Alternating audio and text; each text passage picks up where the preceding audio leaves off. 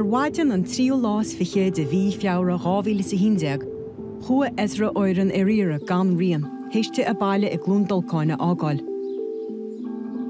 Ó hinne le, tá a drifúr bearna is strachailt le ghlacha leis an méid a hála an Waidin sin.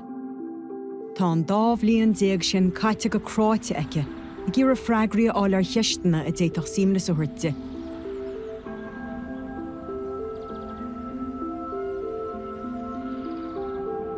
Cé go níoríonn si go príomha ar céir is féidir lethe dhéanana chun cása dreifire a chuneal beo ábhartha.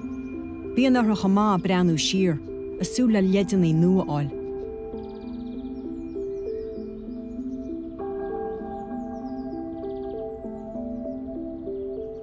So colúr agus a bhain na garda síochána gléach bhfuil duine iarraidh, osclaíonn siad túrisc agus bíonn siad a cabhrú a cuardach an duine a chur gléach na telefón, beidir fiú bhain an squadcar a chur amach sa phobal an áit na raibh an duine nó mar sin do.